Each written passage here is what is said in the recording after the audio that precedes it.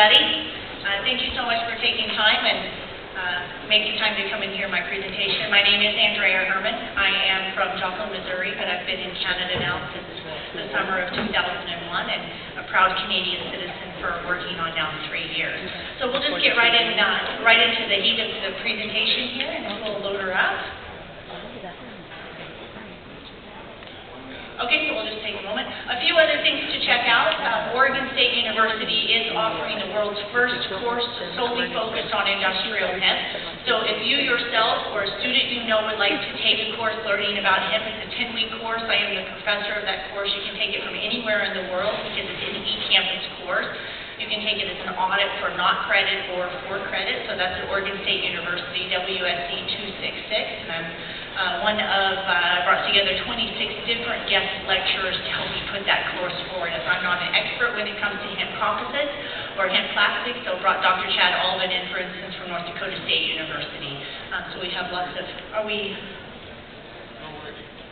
Okay, so I'll just sort of lead in a bit more about, here we are. Okay, so I'm with the Hemp Industry Association. I am the president under the role of Hemp Technologies Global, which is our member company.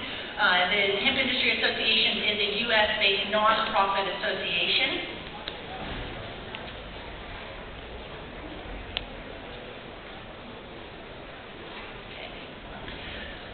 So as I said, we are a nonprofit. The goal of the Hemp Industry Association is principally focused about education and working with our member groups and our member companies to actually advocate for the rights of American farmers and producers and consumers in the United States to be able to access industrial hemp food products and body care products, fashion, and composite products.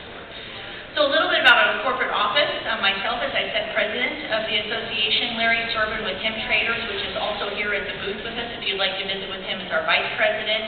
Steve Levine is our CFO and treasurer and our ex-president, and then our executive director, Eric Steenstra. So here's just a list of our quick board. As Mark was talking about Manitoba Harvest before in the last presentation, they're one of the leaders in our industry. And this just sort of gives you an idea. Everything from fashion to soap to hemp to cortication to fiber processing and food processing combines our board. So here's some of us. One of the things that we do is a lot is working directly with Vote Hemp, and I will be sharing more about the work of Vote Hemp here in just a moment. But here we are with some of our members as we were up on Washington, D.C. for our lobby day. This was a full organized lobby day where we were in the offices of our congressional leaders, and I will explain a little bit more about why we are on Capitol Hill and why our lobby days are so important to us.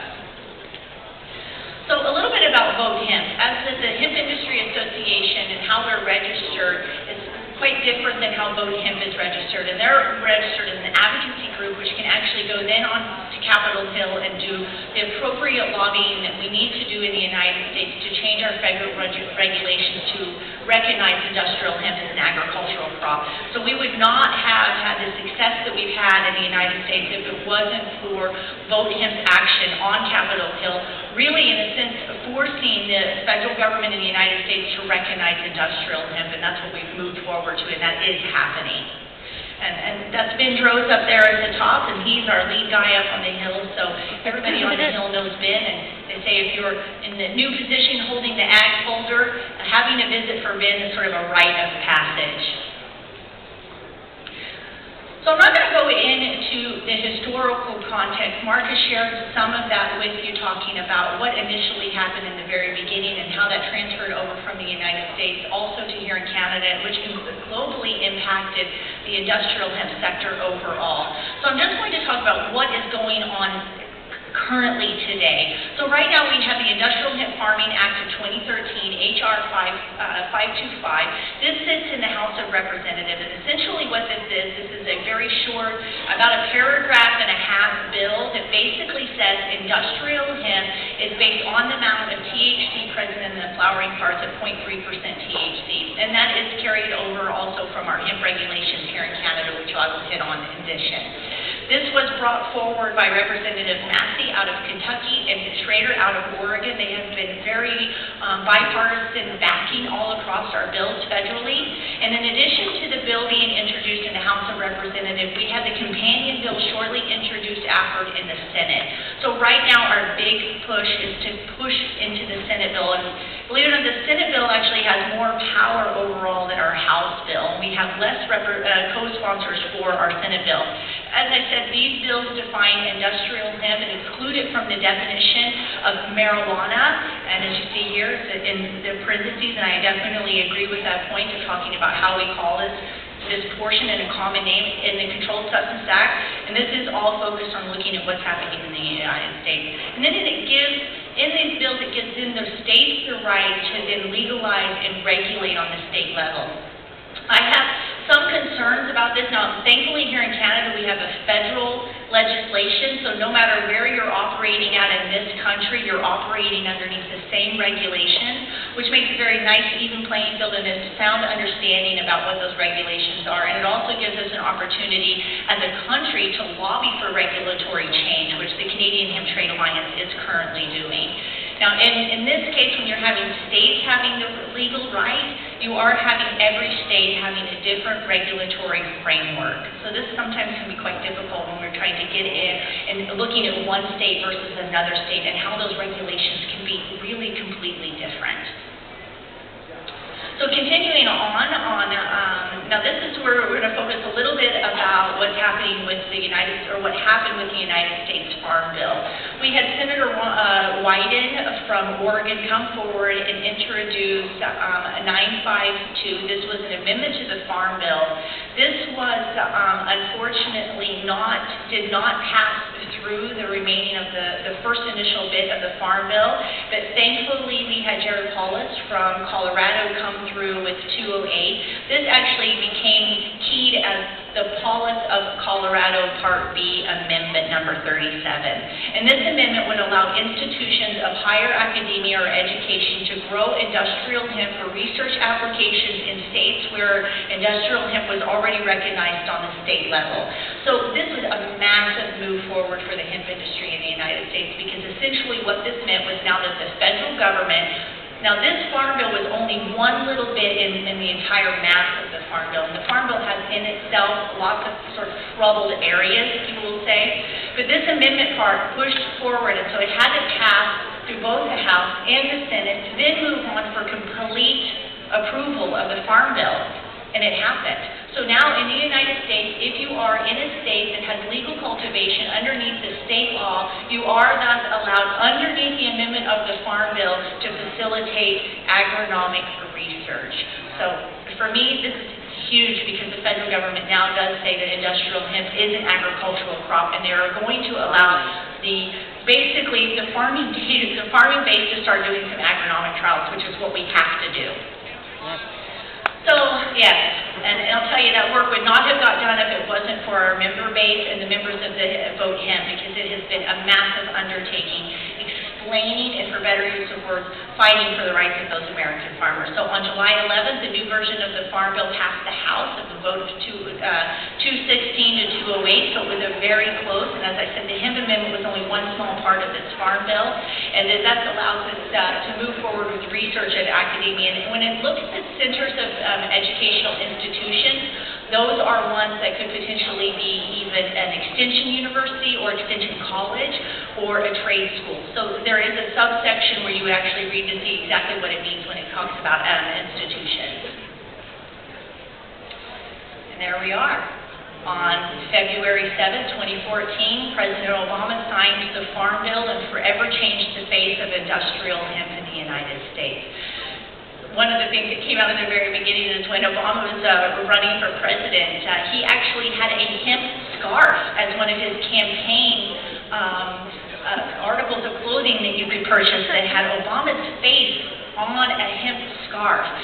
There was a letter that was written to the Huffington Post about this, basically saying, how could Obama stand in the State House and stand up for the rights of American farmers when he was in the State House, but then when he became president, totally turned his back on us.